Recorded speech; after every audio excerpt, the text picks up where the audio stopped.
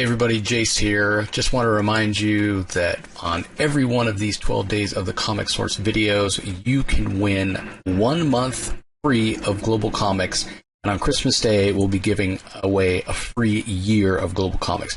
All you have to do to enter is just go over to the YouTube channel and leave a comment on any particular episode that you've checked out. If you listen to it audio only, again, just head over to YouTube, do a search for the Comic Source. Leave a comment, and everybody who enters a comment for a particular video, I will select at random a person for that video to win the code to get a month of free Global Comics, which is the premier destination for digital comics. Got the best user interface I've ever seen for digital comics. You can read comics on your phone.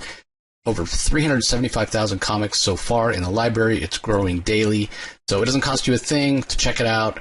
Again, just leave a comment on the YouTube video for any of the 12 days of the Comic Source YouTube videos, and you'll be entered to win. So hope everybody's having a really fun and enjoyable holiday season, and thanks for joining us for these 12 days of the Comic Source episodes.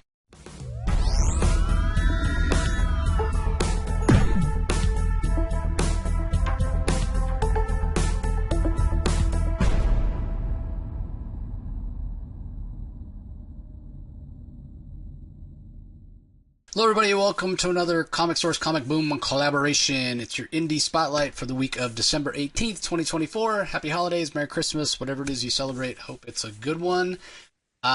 This is our Indie Spotlight. We're going to talk about 10, 11 books that are coming out this week. Just a quick reminder, if you want to hear our thoughts on the DC books, those are over on Rocky's channel, Comic Space Boom, ! Over on YouTube. Once you're there, like, comment, subscribe. You know what to do. We have our books of the week, 19 DC books. So we tried to keep it kind of short, but it's a little bit of a longer episode. But yeah, pretty good week. Tons of great DC books, tons of great independent books. There's some really good independent books this week. Rocky, what are your thoughts on it?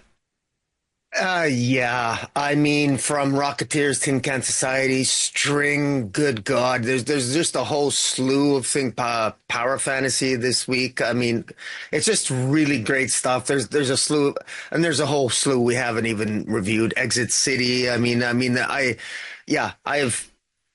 It's just been a really good week. There's been a lot of good DC comics. Well, actually, this week it was DC. I thought maybe it was a little underwhelming for me, but the indies, there was all the indies I read. So many of them were good. It was very hard to sort of narrow it down in terms of what to talk about this week. But yeah, I'm looking forward to talk about them with you. Yeah, don't forget, also daily coming out on the Comic Source YouTube channel are 12 Days of the Comic Source, counting down to Christmas. We have our Global Comics giveaway every week. And on that note, there's a few people that have won Global Comics, a free month worth of Global Comics by leaving comments on our Indie Spotlight over the last few weeks. They haven't reached out to me for their code, so I sent everybody messages reminding them today, hey, if you want your code to get a free month of Global Comics, which is, in my opinion, the premier destination to read comics digitally, yeah, you need to reach out to me and let me know. So if you want to win a free month, again, just comment on our Indie Spotlights as they come out every week, or comment on one of those 12 Days of the Comic Source episodes. And then for the Christmas Day episode, leave a comment on that one, my conversation with Tom King, and you have a chance to win a free year of comics. So with all that being said, we're going to go ahead and kick it off with the first independent book that we're going to talk about this week. It's on my list. It's Star Trek number 27. Just a fantastic book that's been, Star Trek has just been firing on all cylinders. Ever since IDW, started back up with the Star Trek book, it has more of a feel of, first of all, telling a good comic story than ever before, but also not the kind of one and done kind of stories that we've always had in Star Trek books in the past, but really kind of this ongoing narrative that feels like a Star Trek show. A Star Trek comic has never felt more like a Star Trek show than their flagship Star Trek title, and then Star Trek Defiant that's coming out right now currently as well. So Star Trek 27, written by Colin Kelly and Jackson Lansing. Mike Feehan and Tess Fowler are the artists. Lee Luffridge on colors, Clayton Cowell on letters. Again, it's just a fantastic story that's been building since this launched. Lore, Data's evil android twin brother, has basically stolen this artifact from the Bajoran gods, and it's allowed him to remake the universe in his image. And what he decides is that's boring. He remakes it, and everybody worships him and whatever. And he decides, that's too boring. So he just destroys everything. Like, the universe doesn't exist right now. And on the Theseus, Captain Benjamin Sisko and his crew are some of the only remaining beings they're still alive. But it's like Crisis on Infinite Earths, right? Where there's that antimatter wave coming that's going to wipe them out of existence as well. They're trying to stay away from this wave because they don't know what's on the other side of it. The other side of it, I think, is another universe that's made not in the image of Lore himself, but in a way that he wants it to look, so he can be his best self, if you will. And basically what he said is, I don't want it to be in my image and have everything up to my wishes, because then it's boring. Instead, he's going to give people the freedom to make their own decisions, so then he can come after and crush them, because he'll be all-powerful and omnipotent. So that's basically, I think, what Lore War is going to be, which is the big IDW Star Trek event that's coming next year. So great time to get caught up before Lore War starts. The art is fantastic. I mean, see a picture of the Theseus there if you're watching us on YouTube. The other thing that Colin Kelly and Jackson Lansing are really good at is getting the voices of the characters. They're huge Star Trek fans. They watched Voyager, they watched Deep Space Nine, they watched Star Trek Next Generation. It's this era. These are the characters you're going to see. You know, Wesley Crusher shows up a little bit, but Beverly Crusher, Tom Paris, Worf, Benjamin Sisko. These are the characters that you're going to see, characters that you're familiar with. And again, if you're a Star Trek fan, this is a must read. It's so good. And again, you have a little bit of time now to catch up before Lore War starts. If you want to, jump on board with Lore War, now's the time to get caught up. So definitely encourage you to check it out. All right, next up on our list is one of Rocky's books that he wants to talk about. It's Tin Can Society. We're up to issue number 4 of Tin Can Society. This book is part of Rick Remender's Giant Generator imprint over at Image. He writes this book along with Peter Warren. The art is by Francesco Mobili, colors by Chris Chukri, and letters by Jackie Marzan. So if you hadn't put this on your list, Rocky, I would have, but give us your thoughts on it. Yeah, this is just a writer. I'm sorry, I got to refresh my memory here. Yeah, Peter Warren and Rick Remender. This just continues the tale of this.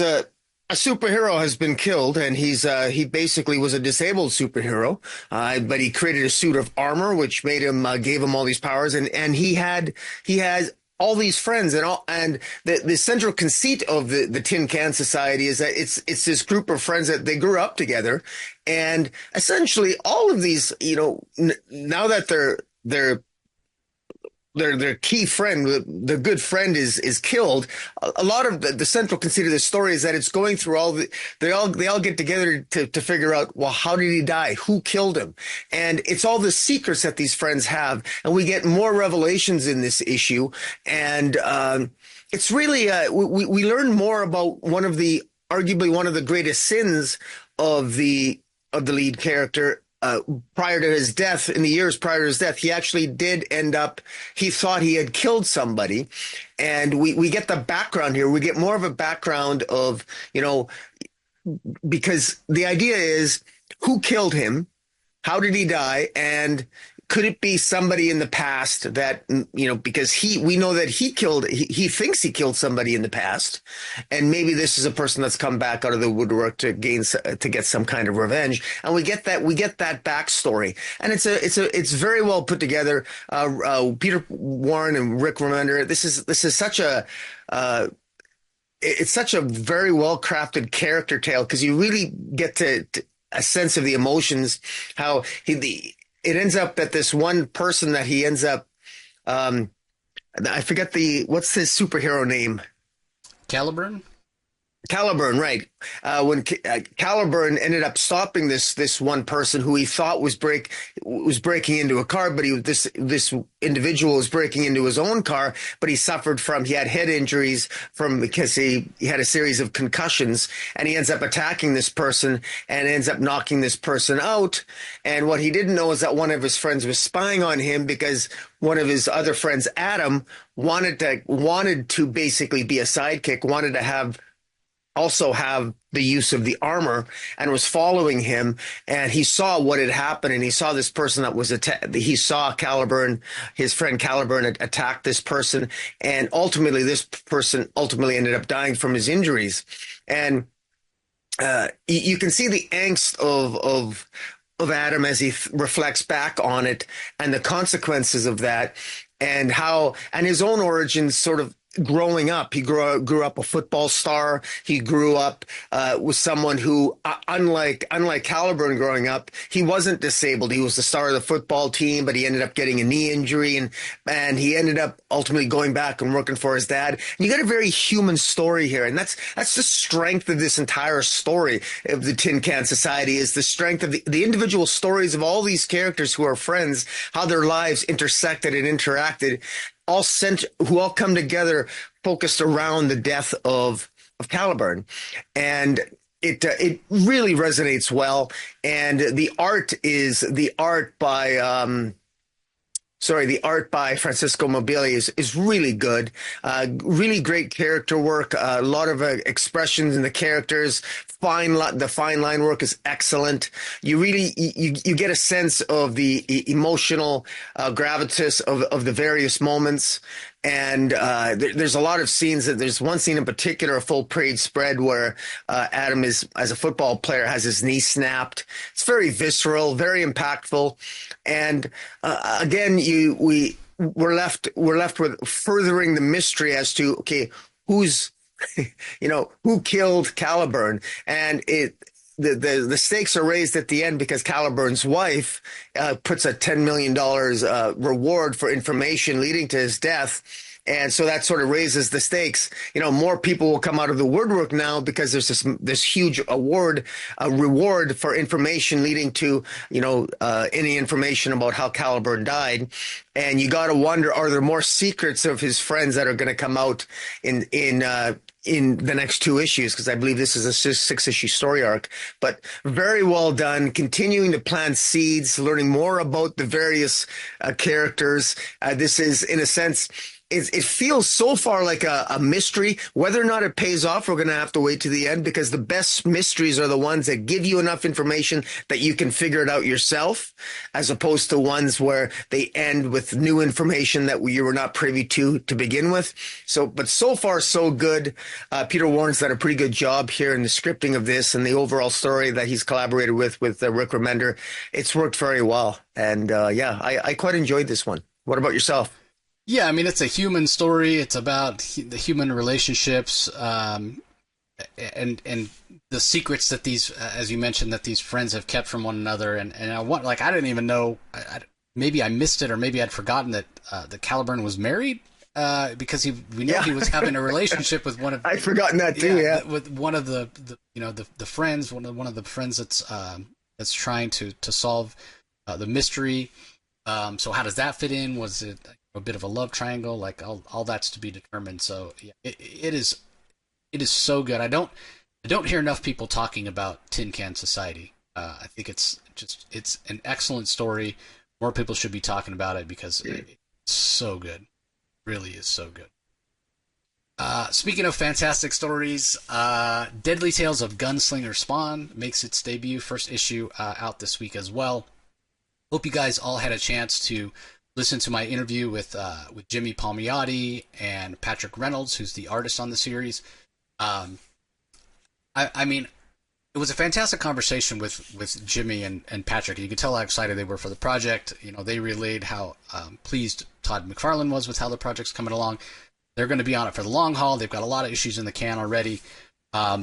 You talk about writing a Western, and right away you think, well, yeah, Jimmy Palmiotti's the perfect person to do that, and it shows in this first issue. So He's the writer. As I mentioned, Patrick Reynolds handles the art. We have Luis NCT on colors, and Tom Orzechowski, longtime Spawn letterer, handles the lettering. It's one thing to say, okay, Jimmy Palmiotti can write a great Western, right? Like, he wrote many, many issues of Jonah Hex. He's fantastic at it. But this is Spawn. This is Gunslinger Spawn. It's a bit of a different animal. Now, I'm going to preface this by saying you don't need to have read a single issue of Spawn to pick this up and understand what's going on and enjoy the story, right? But that doesn't mean that it's going to be kind of paint by the numbers for Jimmy with leaning into all these Spawn ideas. This is like such a standalone, like it's just a great story. And it's such a standalone in terms of, again, you don't have to know anything that has to do with Spawn. And you could take all the Spawn elements out of this and just read it as a, kind of a supernatural Western type story with this guy who's out for revenge and is having these supernatural elements and kind of manipulating his life and events in his life for reasons unknown at this point, and you're still going to get the same level of enjoyment out of it. The fact that it ties into the mythos of Spawn and this huge world of Spawn and the mythology that's very rich and what have you, that only adds to the potential for story going forward. So again, one of the things that Jimmy and Patrick and I talked about was the pacing, how sometimes it speeds up, it slows down. Jimmy went back to the biggest note that Todd has had, and Todd said this the last time he was on as well in the past couple of weeks. The biggest note that he had for Jimmy when he looked at some of these early issues of Gunslinger Spawn was, hey man, go back and take out some of that dialogue. It's just not necessary. First of all, you don't want it covering up this gorgeous art that Patrick Reynolds is giving us, but let the art tell the story. You can let the art tell the story because the art does such a fantastic job of telling the story. And I mean, look at this panel here where it's just these two sitting across from each other. And then, the panel right below that, you just have one word balloon. And the expressions on the face and the pacing, the narrative pacing in terms of Orzechowski, where he's putting those word balloons and how close they are together and what have you. Like, the tone, like it's not even the tone. I'm going to use the word atmosphere. The atmosphere of this book is what sells it. The color work, the line work sets it up. The artwork, the visuals of what Patrick Reynolds is giving us kind of sets it up.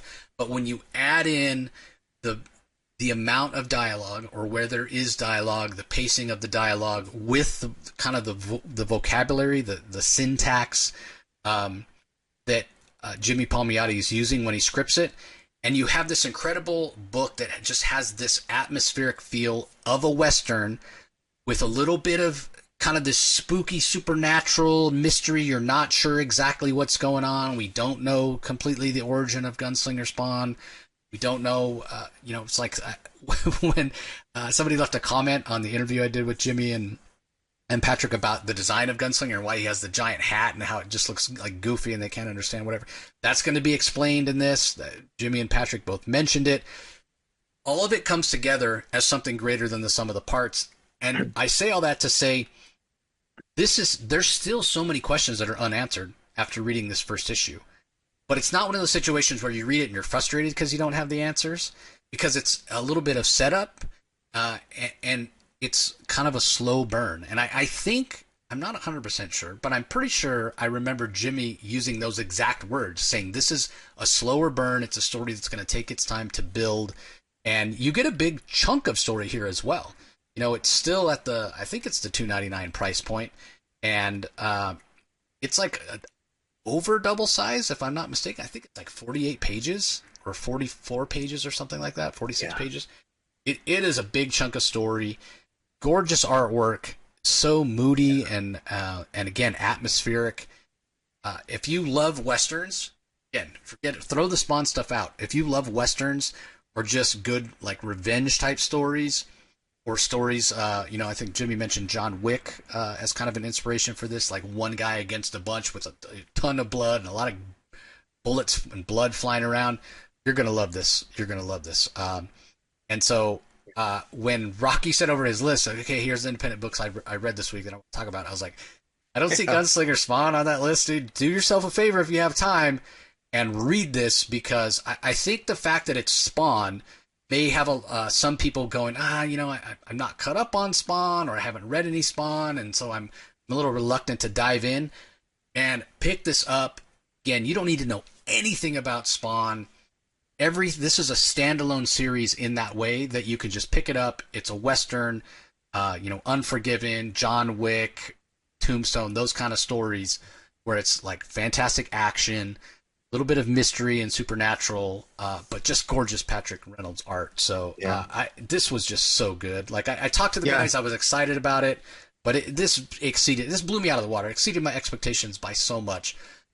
Just an incredible book.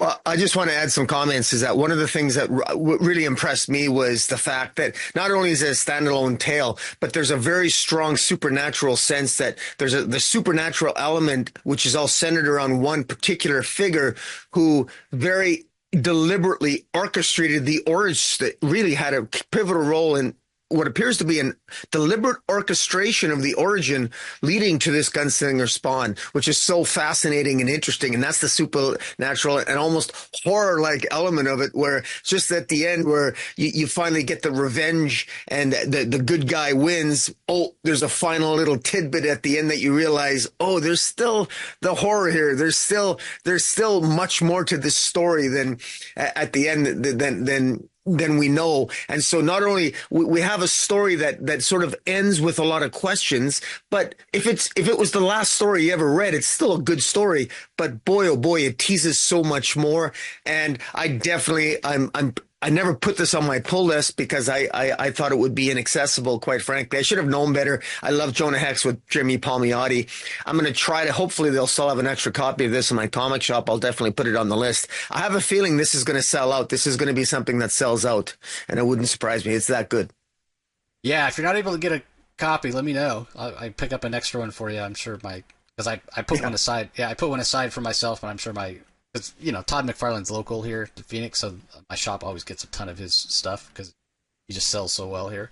But let me know. Yeah, let me know if you need a copy. But this was so good. But Rocky's right. It's going to sell out, everybody. I mean, I know there's a lot of people out there that would love to go back and pick up an issue of Spawn #1, if they could have when it was on the stands way back when. So, definitely pick it up if you're so inclined. All right, up next on the list. Another Mad Cave book, this time on Rocky's pull list. It's Exit City. We're up to issue #2 on this. We really loved the first issue. So this is on your list, Rocky, although it probably would have been on mine if it wasn't on yours. Let me give the creative credits here, and then we'll get your thoughts on it. Written by Mark London. Carl Mostert handles the art, the unfortunately late, great Carl Mostert. David Barron on colors, Dave Sharp on letters. It's just a fantastic title. Give us your thoughts. Well, this story, just a little bit of a backup. We have a black female detective, Detective McCormick, and we also have a Detective Miller. Miller's the female, McCormick's the male. I thank you for the correction. And they're detectives in Exit City, and what the central conceit of McCormick, who the male character, is that he's got this power. He's got this ability where he used to be a member of an elite squad that was all wiped out. But the thoughts and the thoughts and intelligences, I guess, of all his men that were killed are in his head. So it's almost like he's got all these voices in his head. He's got 3 specific voices in his head that he can basically talk to, that are represented by the colors of red, white, and red, blue, and yellow that he carries around with him. And he can analyze. He's so good as a detective because it's like walking around, and he's got this elite team that he failed and they all died, but they're alive in his head, and he can use these voices to help him analyze crime scenes. And he goes about, and that's what he does, and that's what makes him so effective. And he's very analytical. He's very astute. suit. Meanwhile, the black detective McCormick, she's more street smart. She's not afraid to engage in a little bit of corruption and a little bit of bending the rules a little bit to get the job done. And they actually make a pretty damn good team. And in this second issue, they continue to, there's another murder, and they continue to investigate, what the links to this murder are. And it appears that all the murders, all the victims, all worked in the same building, and they might be connected to this larger corporation in Exit City. And it's very obvious that a head honcho wants to take them off the K, basically wants to steer them away. They're not really being encouraged to continue to investigate. So they know that they must be close to finding out some further clues and information. The art is very, very graphic. It's actually pretty cool. Like there's one guy's head is literally cut in half, and you can see the tongue and the eyeballs and the brains. And so artistically, it's really good. And it actually reminds me a little bit of I forget the name of the artist who reminds me of. But anyways, it's Robertson? Yeah, a little bit of Derek Robertson, and and Carl Mostert, who is the artist here. He does a really good job, and I particularly love the backgrounds. The Exit City really does feels like a bright neon futuristic city that's heavily populated, and the color work is particularly good. It's not really a dark city. It seems to be like an luminescence like kind of city, and just it's very vibrant. It's very vibrant. I don't actually have the comic of this. I've only read the digital copies. I'd love to actually see a physical copy of the comic to see what it's like on the quality of the page itself. My retailer didn't have a copy of this, and because I never. Hopefully, I put it on my list. Maybe I'll end up with it'll be there this week. I got it on back order, but I think it was very good.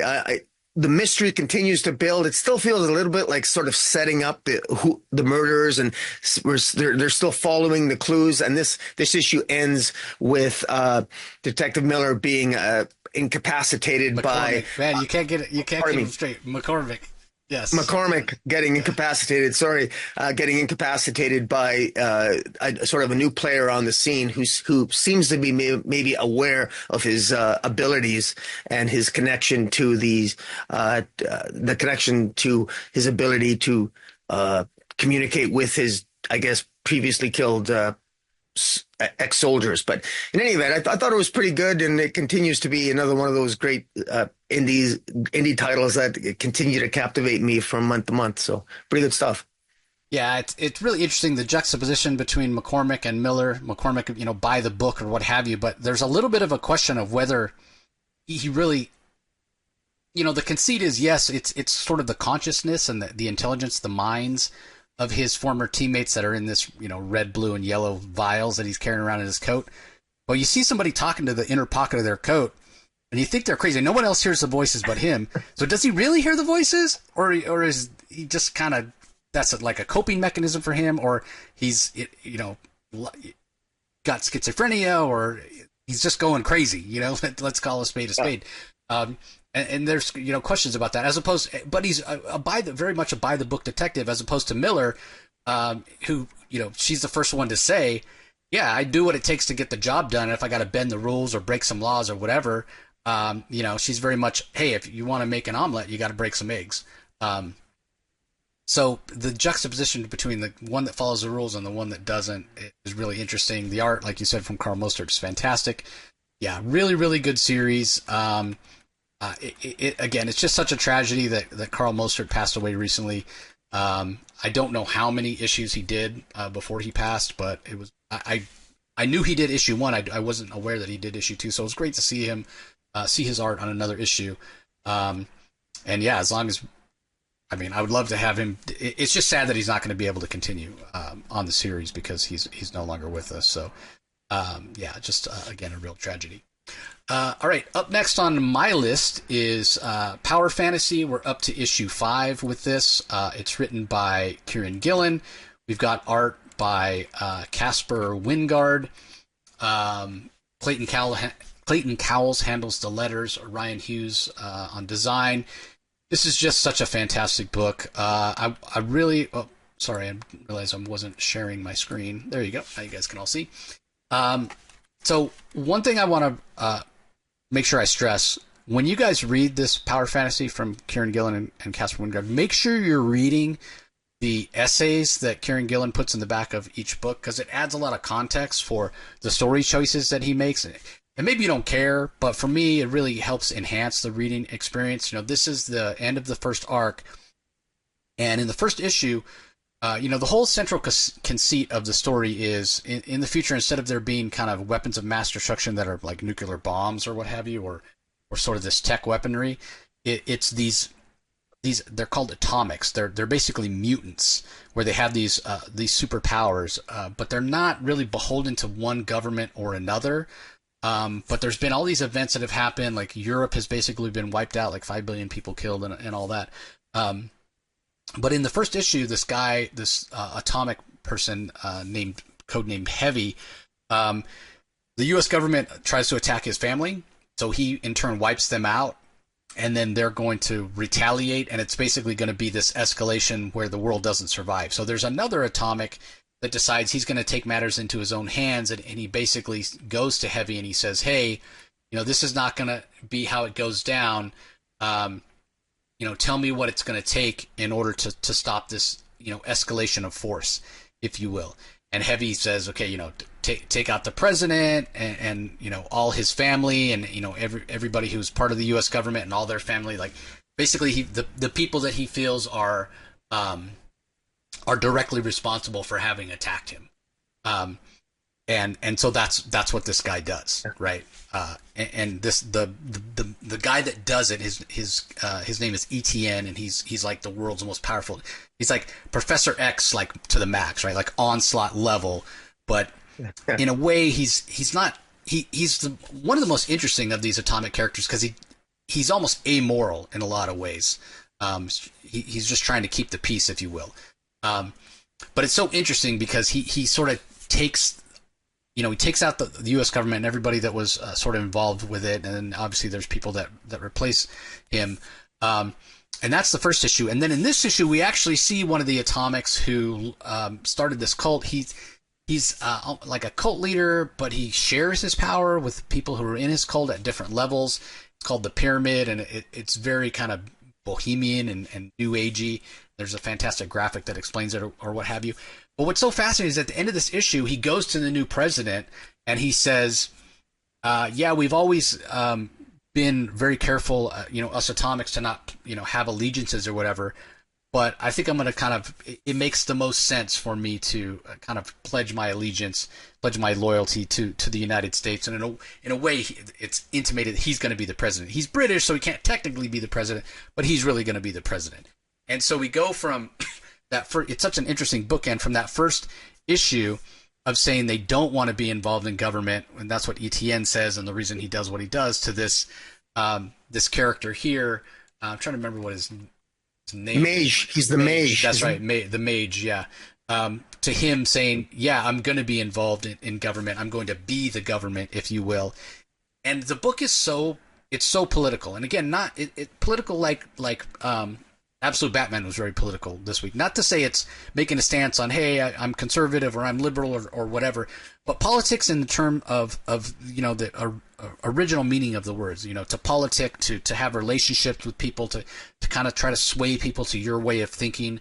And it's all about the relationships of people and loyalties and what have you. And that's what this book is. Yes, it stars these beings who are immensely powerful, but for all that, it's not like a ton of action, right? Like when ETN does what he does in the first issue and he has to take out members of the U.S. government and their families or whatever, it's not like we see him going in guns blazing or whatever. He just thinks about it in his head, cuts off their oxygen or pops a blood vessel in their head or whatever, and they just die, and we don't even see it. It all happens off panel. So there's not like all this overt action, but it's immensely compelling because these beings are so powerful. And it's just this idea of the illusion of power, the illusion of what power can bring you. What's the old saying? He who has the gold makes the rules, or whatever. Who's most powerful makes the rules. But what do you do when there's all these different personalities that are on that same level? And if they chose to have those action-packed battles, the world itself wouldn't survive. That's the whole idea of mutually assured destruction. Like, if Rocky is so powerful and I'm so powerful that if we were to battle on the planet Earth, the Earth would literally fall apart because it couldn't contain, it couldn't survive the level of powers and abilities we would unleash. Then if that's the case, then when he and I battled, no matter who wins between us, we both lose because we no longer have a planet to live on, right? So imagine that, but instead of 2, it's 5 or 6 or 8 or however many it is. They know they can't have those outright battles because at the end of the day, it would assure their own destruction as well. But they still want to get their way. So there's all this tension. And at the end of the day, if you're going to be killed or you're going to be the ultimate loser, then maybe you will unleash your power because you don't care if the world's going to be destroyed because you're not going to be around anyway. You're dead anyway, so you have no reason. There's nothing holding you back. So there's that push and pull and tension, and that's why this book is so good. Kieran Gillen does a fantastic job of building this out with an alternate history for the U.S., with events that have happened. We got a timeline with various big events that have changed the course of human history and what have you. Like I said, all the people in Europe dying and what have you. It's so good. And the Caspar Wingard art, which is a little bit fanciful, especially the color choices that he makes, it makes it so it doesn't feel, this story and subject matter, it could have a tendency to feel bleak, right? Like, you want to talk about like a Tom King book where, man, the character's just sitting there staring out through the window at the rain and it's just all sad and awful and morose. This is that dialed all the way up to 11. So if you had like dark colors and really, heavy line weights and that kind of thing, it would just be like super depressing. So there's a little bit of kind of an esoteric or fancifulness to Caspar's art, which I think keeps it from, getting to that level of being cynical or nihilistic or what have you. So it's the perfect style of art to suit the story. And man, this is one of my favorite series of the year. It is so damn good. And a lot of people have been singing its praises. I want to say issue 1's on like its 4th print now.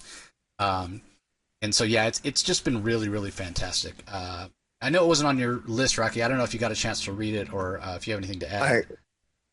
I do. And I really liked how the mage essentially created the pyramid, and there's a tragedy behind it because he created the pyramid to create and spread and teach and give magical powers and give magic to what he called initiates. He cynically called them arseholes, but they're essentially initiates and giving them all these powers. But unfortunately, because of a battle he alludes to with the queen or something, he had to destroy all 250,000 pyramids and all his followers who he was sort of training to use magic. He had to kill them all. And there's a tragedy to that. And then that must have built a great amount of cynicism within the mage that evolved over the years that ultimately led him to essentially, I think he's betraying Etienne now and siding and teaming up with essentially the United States and in a quasi POTUS presidential power there. And it's intricate. So at the same time, you can see the character work, the tragedy of it. You can see how these individuals, all these atomics evolved. They're each unique in their very own way, and how they can't come to terms with the power that they have and how they feel about it. And all of them feel, in a sense, that righteous in their own way because they've got godlike power and, in a sense, almost a godlike sense of awareness. And yet, isn't it amazing how you can have this godlike power and yet at the same time you can, just because you have godlike power doesn't mean you're all going to think the same. You're going to have you're still going to have different perspectives. Even if you and I were gods, we'd both have all awareness, but we that doesn't mean that we necessarily would come to the same conclusions or draw the same end up making the same decisions. And that's what I love about this is a lot of thoughts gone into this by Kieran Gillen. And I agree with you about the writings at the end. He always gives further additional insights about the story that enrich the story at the end in his essays. Yeah, definitely. Don't skip those essays in the back, everybody.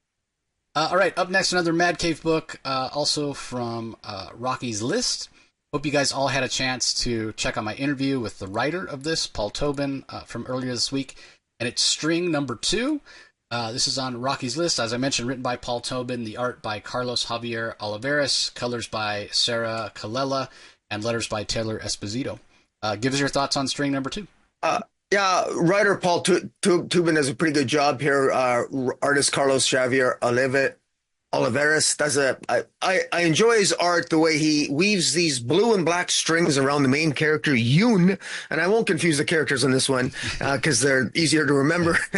Yoon is a pink-haired character who happens to be able to see black strings if connecting people. And if she sees black strings, she knows that somebody's about to murder someone or about to get killed themselves.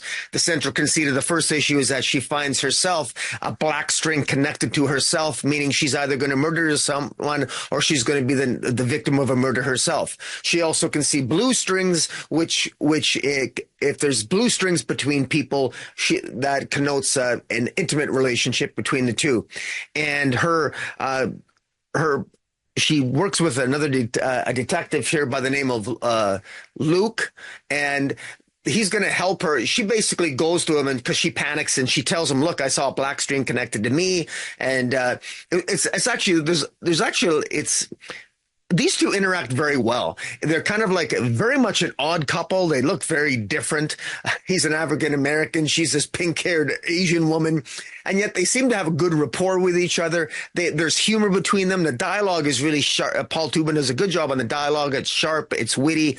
It's comical. And Luke here wants to help her because obviously she wakes him up in the middle of the night. She shows up at his apartment and basically needs his help because she's sort of panicking. He knows what the black string is, and so they go about their day, and the entire issue, you go through a list of suspects because Yoon talks about all the people in her life that she's come across that could potentially want her dead or might want to kill her, and everything from a gang leader, her involvement. She's helping a gang leader find his who murdered his cousin. There might be some gang related activity that could lead to her death. She also helped out a porn star it hinted at an attraction to the porn star she has, hinted at her sexuality as well. And again, you're all of these interaction with all these characters, you see that Yoon has a very colorful life because she's got a lot of clients. Because of her abilities, you can imagine there's a lot of people that hire her for information. Seeing with the blue strings and the black strings, and it's and then there's there's misdirection. Somebody does try to kill her in the middle of the comic. It ends up being a crazy person that accused her of sleeping with her husband. But that's all misdirection because whoever is trying to kill Yoon is someone that's revealed at the end. We have no idea who it is yet. It's, in a sense, we're sort of strung as readers. We're sort of strung along, and there's that word. We're strung along like a string. We're being pulled along with this story, and we're still not really clear who this suspect, who the person is who might be manipulating or ultimately leading to being the one who will either be killed or be killing Yoon. But I continue to enjoy it. I love the art. The backgrounds are very well done. The line work is great. The dialogue is great. It's sharp. It's witty. It's great. It's one of those things that would be a hell of a great Netflix show. I think this is a very interesting concept for a story. And so far it's been well executed by Paul Tubin. Yeah, it's fantastic. It's heartfelt. It's action packed. I'm not going to say more than that, other than to say, yeah, just go check out my conversation that I had with Paul when he was on the show earlier this week to get more of my thoughts on the book. Because yeah, it's a lot of fun. There's humor. It's just a great title. All right, up next for me from Image Comics is Standstill. We're up to issue number 5 on this. It's from writer Lee Lowridge and artist Andrew Robinson. We've got art in this particular issue by Alex Riegel. inks by John Beatty. A lot of people will know Lee for his color work. He does handle the colors here as well. So the whole idea of this story is that there's a guy that basically created this device that's able to stop time, and somebody stole it, and we find out at the end of the last issue that the reason that he stole it is he wants to go and basically avenge his wife's murder. So he worked or in some way knew the scientist, was working as part of the same program. And this issue, like the best way I can describe this issue, like at the beginning we see, it's a little bit of a jump ahead. We see the scientist that created it as well as Riker, who is the one that's wielding it. And there's like a missile attack. And the scientist is like, Alex, he's telling Alex, Alex is the guy that created it. He's telling him, hey, stop time so we can talk. These like missiles are about to land and they're gonna kill us both. And so he goes, all right, he's fine with that. Like it's gonna destroy the time dilation device or whatever the device that has the ability to stop time, and it's gonna kill Riker and it's gonna kill the scientist, and Riker's fine with that. Like his wife's already gone, so you get this sense that he's kind of like whatever, he's kind of nihilistic in his current outlook on life. But that, again, that's a little bit of a jump ahead, a little bit of a tease for maybe what's to come. The majority of the issue, it's Riker going to see him and kind of confronting him, and he doesn't know. He knows that Alec built another device, but he doesn't actually know why. And Alec hasn't been able to make it work. But what happens is when Riker stops time, Alec's like the one person that can still keep moving. So he's aware of what Riker's doing. So he's starting to learn Riker's motivations, like why Riker's doing it, again, to get revenge for what his wife is doing. But it's a little bit of setup, and it's ratcheting up the tension. And the thing that it reminds me of, the thing that I kept coming back to, one of my favorite movies is Heat with Robert De Niro and Al Pacino. And right before the final act of that movie, there's a scene where they come face to face. Like they each know, like Al Pacino knows that Robert De Niro's running this crew, high profile or highly skilled like crimes and whatever, and stealing stuff. Classic scene. Yeah. And but he can't arrest him because he doesn't have any proof, right? And Robert De Niro knows that Al Pacino's this cop for major crimes that's after him and really good at his job or whatever. They have this scene in a diner, and you can tell they have like mutual respect, and they say, yeah, in another life we would have been friends or whatever, but there's all these classic lines that comes down between you and some widow, some cop's wife that you're going to make a widow, I'm taking you down or whatever. And Robert De Niro, if I see you coming, I won't hesitate to take you down either. The tension that brings to the final act of the film is really, really fantastic, right? Great film for Michael Mann. Highly encourage you. That's what I get with this. That's what feels like inspired this scene. With these two guys who know each other. It's not exactly the same situation because these two guys knew each other and kind of were friends previously. But they both know what they want. They both know what their motivations are and what they're going for. And the tease at the beginning of this issue with the missiles about to fall and destroy them both just adds to the tension even more. Like, how do you go from these guys that are... There's animosity and there's tension, but they're doing their best to be civil to each other and kind of laying, hey, this is where I'm at, and these are the lines that you shouldn't cross because I want to do what I want to do. I want to get revenge for my wife or whatever. And Alex, like, I'm going to try to stop you or whatever. But, there's no punches thrown. There's no, outright kind of effort to stop. I'm not trying to kill you. I'm not trying to, tie you up or, incapacitate you, whatever. They sort of let each other go their separate ways. Maybe they wouldn't do that had they, know what's going to come later down the line. But it's just a fantastic set, like maybe the perfect type of setup issue. And even when Alec talks to Kate, who is his partner and helped him, build the duplicate device, she even says, "Well, I don't understand why you let him go or why he let you go. He didn't even take the device with you." Like, you wonder all these questions, along with Kate and along with Alec and whatever. So it's just such a fantastic issue. As you can see, it's kind of hard for me to show the art because the other part of this story and the way it's laid out is everything is a double-page spread. And again, Andrew Robinson is a fantastic artist. He didn't do the most of the art for this issue. Alec Regal did, to give Andrew a chance to work on the next issue. But the art is still fantastic. It gives a real cinematic feel, and it makes it very fast-paced, having those double-page spreads. Again, had Lee Lowridge and Andrew Robinson on to talk about it. Highly encourage you guys to go back and listen to that episode if you want to know more about Standstill. But it's just a fantastic story. Highly encourage you guys to check it out. It's a relatively quick read, but all that being said, don't take your time with those double page spreads, because there's a lot there that you can miss if you're not paying attention to the art. So yeah, it's one of my favorite series that's coming out right now, so definitely recommend it.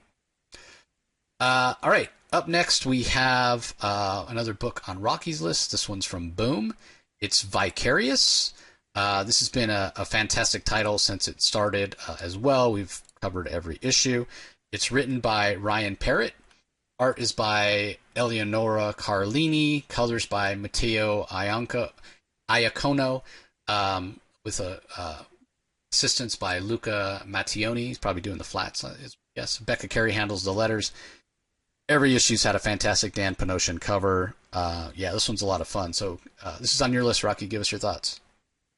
Well, the central conceit of the story is, it continues. I mean, the idea that you can live, you can experience whatever you want through the body of another. I mean, you could basically, if you might not be a stunt person, or you might not be somebody who's very good at driving fast cars. You might not be somebody who's a womanizer and can be intimate with whatever woman you want, but you can hire someone and to do those things for you, and you can experience it through them.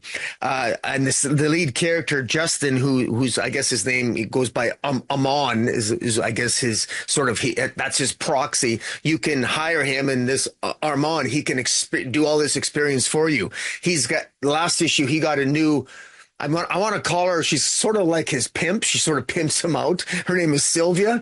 And that's what she does. He becomes a really good proxy in this issue. Yeah, a lot of people want to hire him because he can help them experience whatever they want to experience. They send him on very dangerous adventures or very intimate adventures, and he experiences it and does all the dirty work or the sexual work or whatever it might be. And you pay big money in order to experience that through him. He's not just a person, he's an experience. I mean, how Sylvia advertises him. And he's getting so popular as this proxy, that the person that sort of made him and gave him that opportunity, Christian, ultimately becomes jealous. And this issue sort of sets up various adventures or sort of various experiences that Amon experiences. And he's given a warning by someone again. There's a mysterious people sort of warning him to get out of this life that he's in.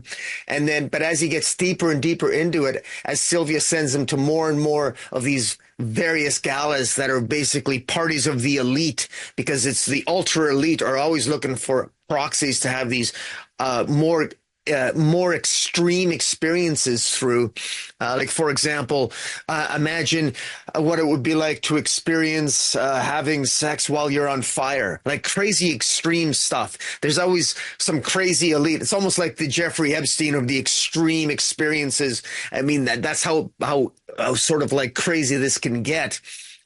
As these experiences get more extreme, Armand becomes more and more popular. But this makes Christian jealous, and Christian himself tries to take out Christian at the end, and ultimately sets Justin, this Armand, gets betrayed at the end by Christian, who warned him, saying, "Look, I told you not to steal any of my clients," so to speak. And so there's some jealousy that plays through in the end. But meanwhile, the central mystery is still there. So while at the end of this issue, Armand is sort of attacked and his face is scarred, and because, I mean, what the precious commodity you have when you're a proxy is that you got to keep your body healthy. You want to keep a sound psychological mind and a healthy body. Christian attempts to essentially take that from Amon at the end of this issue, and he looks like he's successful in doing it. How it plays out, that's the big cliffhanger moving into the next issue. But I think this is a very interesting, again, sometimes the concept make the story so interesting. And this has a hell of a great concept. Fantastic cover art by Dan Panosian, as you said. In Yeah, just incredible, and just definitely well worth the read. I high recommend. This isn't just, I know a lot of people might be thinking, speculators out there might just be thinking this is a cover by. Guys, read the comic. It's really good too. Yeah, I mean, hints that Justin is not actually Justin. Yeah, she gives him the name Amon to use as a proxy, but so it's like, God, who is he really? All these questions when you have somebody else living in your head, so questions of identity and what have you. A lot of mystery there, and yeah, definitely a world of depravity and excess, which is kind of interesting, and all the moral questions that come with that. So yeah, it's really awesome. I'm hoping to have Ryan Parrott and Eleonora Carlini on at some point to talk about it. We'll see. All right. Up next for me, one of my favorite writers who really does a fantastic job. You want to talk about like excess and depravity. So Garth Ennis, Freddie the Fix. This book is from Image, Ninth Circle imprint. It's fantastic art by Mike Perkins. Mike Spicer, his longtime color artist, handles the colors on it, along with Andy Troy, Rob Steen handling the letters. This is just a fantastic story. It is so good. So Freddie the Fix is this African-American character you see on the cover. And so the movie Pulp Fiction where Harvey Keitel's character, Mr. Wolfie, comes in, he's the fixer. That's what Freddie does here. But this is a world that has real monsters, whether they be like creatures from the Black Lagoon or vampires or werewolves or whatever. And so this movie studio has Freddie on retainer, and when people do terrible things, like this guy who's one of their actors who does a lot of work for the studio is also a werewolf, and he loses control and he kills people, and they call Freddie the Fix to show up and clean up the mess, if you will. And Freddie has all these people that owe him favors and what have you, and in this case he has this like weird worm monster here that can basically eat up all the biological material and leave like no trace behind for CSI to find and what have you. That's how he solves this problem. So he's just a really interesting character. A little bit of a mystery, a little bit of betrayal, a little bit of that old Hollywood kind of feel with this story, mixed with monsters and vampires. The art by Mike Perkins is fantastic. Here you see Freddie on this page go in to meet with the head of the studio. You can see his secretary is a mermaid. She's like super sexy. It's just a fantastic story. Garth Ennis, one of the best scripters in the business when it comes to writing these stories. And Freddie goes on this new case, and he has to go and confront the vampires, and they look evil and depraved and disgusting, and it reminds me of like 70s Hammer films because there's also this allure, this sexiness to them as well. It's just incredibly well done. If you're a fan of Garth Ennis, this is a must read. Won't get into any of the twister turns or some of the other stuff that happens in the title, but yeah, I definitely recommend it. Again, if you're a fan of Garth Ennis, you're definitely going to want to check it out. If you're just a fan of kind of monster films and kind of the old school Hammer stuff, like I said, you're going to enjoy it as well.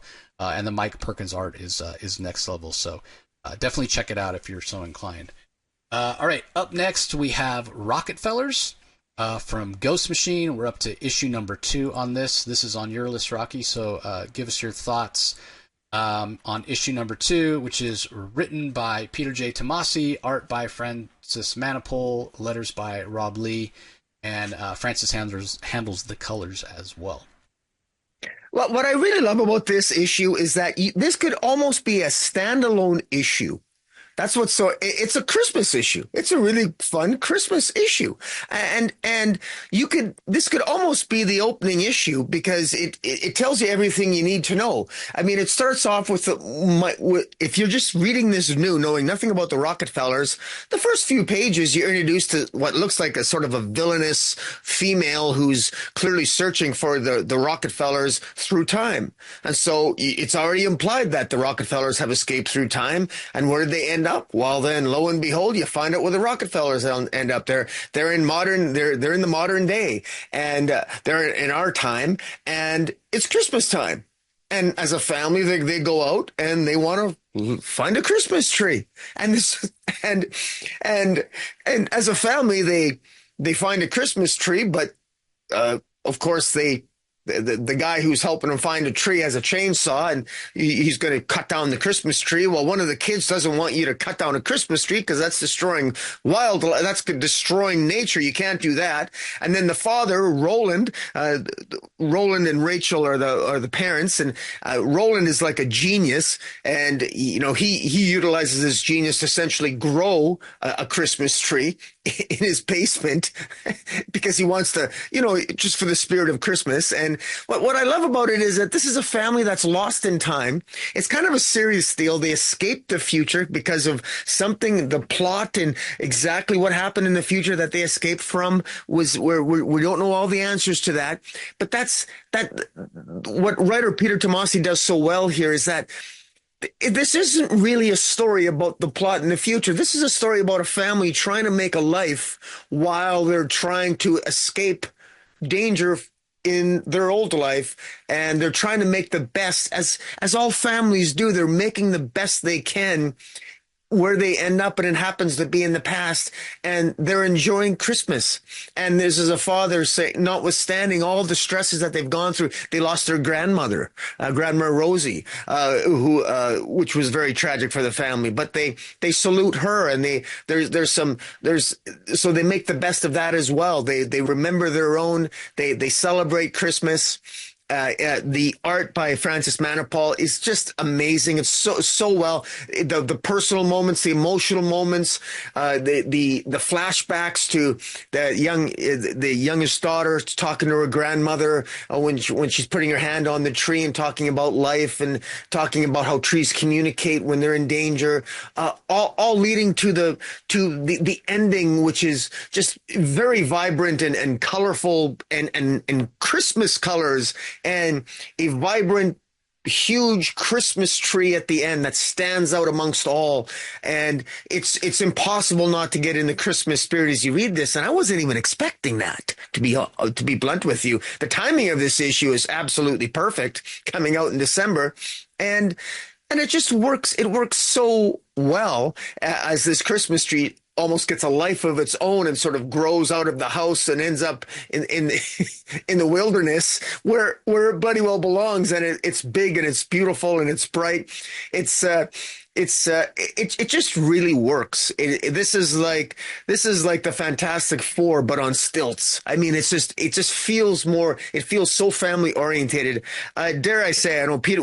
Those of us who love Super Sons, we know Peter Tomasi is someone at DC. He brought us Super Sons, but I think his true power in crafting a family tale lies with Rocketfellers here, because this just really it's 2 issues in. I guess arguably 3, because we had a sneak peek preview story in a collection a couple of months ago. But I think this works really well, very well done. I highly recommend this title if you want to. It's accessible so far. All 3 issues so far that have come out in the introduction and the first issue in this one, it's all accessible. Great dialogue, easy to follow, good character work, and and it looks at a villain that appears ominous and powerful, and yet it doesn't lose its connection to family. And that's a very tough thing to pull off. When you pull off a villain that is, how do you create a villain that's both terrifying, but at the same time move away from that and focus on really heartfelt character moments? In a sense, you almost go from like a G-rated PG family drama with good heartfelt emotion to some sort of hardcore, darker elements right at the end. And Peter Tomasi manages to craft those elements very well. And artistically, Francis Manapul really pulls that off very well, those transitions. And definitely a high recommend for me. Yeah, it's so interesting. The second issue, and it's almost like we're already on an interlude. And I'm here for it because it's about Christmas and I love Christmas. Other than the last page, which shows here this villain that you're talking about, which we don't have a name for. We just know she's a bounty hunter and she's been tasked with capturing the Rocketfellers. They know that the Rocketfellers have gone into the past. She shows up on the first page of the issue as well. And then we have a double page spread, and again, I can't show it to you in its full glory because I don't have the ability to show 2 pages at once. But this is the first jam piece ever in a Ghost Machine book. So she is using the future technology to search for the Rocketfellers in not just through time, but also through space. So if you notice in this kind of jam piece here, where we have Yvonne Reese and Jason Fabok and Gary Frank, along with Francis Manapul, we see the kind of various other titles and other parts of the Ghost Machine universe. You know, we see some Hyde Street stuff. We see some stuff that's from Hornsby and Halo. We see some stuff that's from the upcoming Brad Meltzer, Ghost in the White House sort of story. We see some Geiger stuff. We see some Brian Hitch artwork from Redcoat, because has sent out these probes. You can see these glowing balls with little glowing pink circles there and searching. So that's a fantastic piece, double page spread. You know, you'll have to pick up the book physically to be able to see that in its own glory. But other than those 3 pages, yeah, like Rocky said, this is a standalone Christmas story that's very heartfelt, and family is very important. And more so than ever, what this Rocketfellers story is showing me is how important that Peter Tomasi, how important the concept of family is to him. And I know he's very close with his parents and what have you. So I love the feel of it. I love the diversity of character. Francis Manapul, also somebody whose family is very important to him. He tragically lost his sister, and I know he was very close with her. And so, yeah, it's important to be reminded, especially this time of year, how important family is. And like Rocky's saying, they're stuck in the past. The values aren't quite the same, and we see that when the daughter doesn't want this guy to cut down a tree, because in the world where she is in the future, you don't cut down trees. You just don't. You imagine an environment and pollution and whatever. You just don't do that. And so, yeah, really interesting, kind of the fish out of water feel. But this is a perfect holiday story, and I love that even though it's only 2 issues in, Peter Tomasi took the time to say, "Hey, I'm going to tell a Christmas story in the second issue." Maybe we're not advancing the plot of the main plot of the series forward, but I'm perfectly okay with that. It doesn't matter because it's done so well. All right, last book that I'm going to mention, I'm going to talk about it just really briefly here, because I feel, not that it's completely set up, but I feel like this title hasn't quite found its footing yet, as well as it's been selling and as well as the Energon universe has been doing. It's G.I. Joe. It's the second issue. It's written by Joshua Williamson, Tom Riley on art, Jordi Belair handling the colors, and Russ Wooten on letters. We saw last issue look like rock and roll bit the big one. Definitely appears that way here in the first issue. But we're still kind of, like I said, putting the pieces in place. It's not a clear-cut victory for Cobra and Destro, but it's certainly not a victory for G.I. Joe either. They don't prevent Cobra from taking the Energon. But again, it's a little bit of a setup issue. We do get Risk showing up for the first time and being introduced to Duke. That doesn't exactly go over well. They actually come to blows based on what Risk is telling him. Like, hey, you need to learn that in this business, it's not you don't win every battle. Sometimes you got to accept the loss and kind of regroup and what have you. And Duke doesn't want to hear that and smacks him, as you can see here on this page. The art from Tom Riley is very dynamic. It's one of these things, again, like I know Jordi Belair is so talented. I'm not sure the choice to use this muted color palette. I mean, I get that G.I. Joe's not like super heroic, and I always talk about using primary colors to really sell that classic superhero feel. But I feel like it's sort of classic comic booky enough that you want more of a primary palette. Like I think about that classic cover to the first G.I. Joe issue over at Marvel, which had very bright colors. And so I'm not sure that this more of a muted palette really works for this. I kind of feel like it needs brighter colors, but it's clearly a choice that they're making. So I'm still waiting for G.I. Joe to really grab me. 2 issues in, the character work is good, the dialogue is sharp, the art's really good from Tom Riley, but it just feels like it hasn't really gotten a lot of momentum going yet. So yeah, still kind of waiting for it to really grab me. But again, the Energon universe is overall has been doing really, really well for Skybound. So they don't need me to say, hey, this is great, you need to pick it up. People are definitely picking it up. So anything to add on G.I. Joe? I don't know if you got a chance to read it. I did. It's very visceral, very violent. There's a lot more violence in this. What happens to Cover Girl and Stalker and Duke, and well, of course, Rock and Roll was killed. I mean, there appears to be consequences here, and I like the dialogue. I even like how when Duke was swearing, they have the GI Joe, the letter O covering up where when he's swearing, usually you have when they have all the symbols when a character swears, he has the O of GI Joe when he's swearing. I thought that was kind of interesting, but I enjoyed this. And it's funny, you mentioned the color palette. I actually found myself really drawn in by that.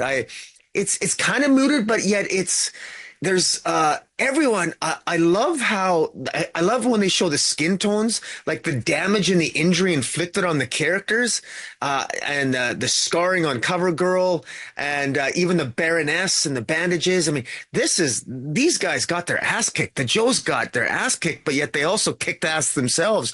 This was action packed, and it's funny how the plot itself is still slowly building. But I don't remember the original G.I. Joe series. I was never a fan of it. I don't remember it being this good. I mean, my brother collected G.I. Joe, so he always read my comics. I always read his, but of course, I always thought my comics were better. You know, he collected Star Wars and G.I. Joe, and I thought he was crazy.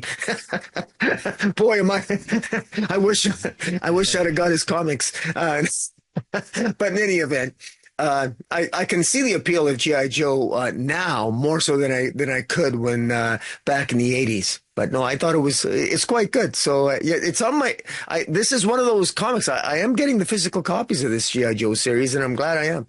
Fantastic. Yeah. All right. Time for book of the week. Was it easy? Was it hard? What stood out for you? What are you picking? Oh boy. I have no idea sometimes. Usually, I have some idea of what you're going to pick. I have no idea. Let me look here. You kind of caught me off guard here. I got to look at what my top 5 were again here. All right. Well, while you're doing that, I'll say what my pick is.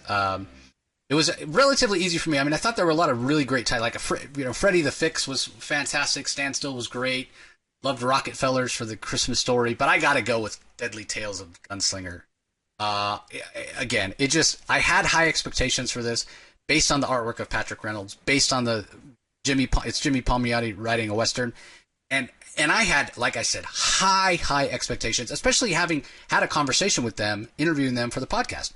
And then to read it and have it just blow all of my really high expectations out of the water, to the point where I'm like, man, I can recommend this to anybody. Doesn't matter if you've never even heard of Spawn, the comic book character.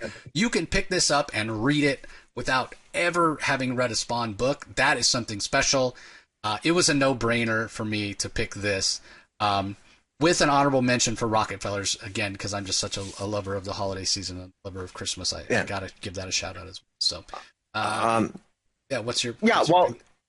Mine is, I have to go with Rocketfellers, but I got to say, you basically clued me in at the last minute. I mean, literally like in the half hour or the hour before we started doing our reviews tonight, I read the Gunslinger Spawn, and I loved it. And I love Jimmy Palmiotti. Honestly, I agree with you. It's the best of the week because I love Westerns. I got a huge Western comic collection, Marvel Westerns, and I got all the Jonah Hex. I love that. And I love Jimmy Palmiotti, and so that's really good. Rockefeller really got me in the Christmas spirit because it is Christmas, and because I wasn't expecting it. It was a pleasant surprise. I love the cover, probably my cover of the week as well for Rocketfellers. I just love it. I love a cover that has to do with the content. It also is symbolic of the Christmas spirit. It's also and a comic book that in this day and age not only forms part of a story arc, but can be a standalone issue in and of itself. That is so rare. It's hard to pull off. But yet Peter Tomasi managed to do it, and Francis Manapul did a fantastic job on the art all around. So yeah, I'll go with Rocketfellers. Well, I'm glad you picked that. So basically, the two best issues of the week, in my opinion, make it as our two books of the week for indies. So yeah, that's fantastic. Don't forget, everybody, if you want our thoughts on the DC stuff, head over to Rocky's YouTube channel, Comic Space Boom ! Once you're there, like, comment, subscribe, and let us know what you thought about the DC books this week. Don't forget, if you're checking us out on the Comic Source YouTube channel, there's also the Comic Source audio feed where you can go back and listen to literally thousands of past episodes, comic reviews and interviews and all that kind of stuff. Just do a search for the Comic Source on whatever your favorite app or podcasting platform is. Also, don't forget, if you leave a comment on this particular episode, you will be entered to win a Global Comics giveaway, 30 days of Global Comics, as well as commenting on our 12 Days of the Comic Source episodes. You can only win once, and winners will be announced on a special New Year's Day episode of the Comic Source. Don't forget, the Christmas episode will be giving away a whole year of Global Comics. So thanks for joining us, everybody. We really appreciate you taking the time. Don't forget, if you're out there this week at your local comic shop, pick up Rocketfellers, pick up Gunslinger, Deadly Tales of the Gunslinger. They're both fantastic, and we really appreciate you taking the time to join us. We want to wish you happy holidays, Merry Christmas, whatever it is you celebrate. We hope it's a really great season for you with friends and family. So that's going to do it for this episode. Thanks for joining us as always, and we'll talk to you next time.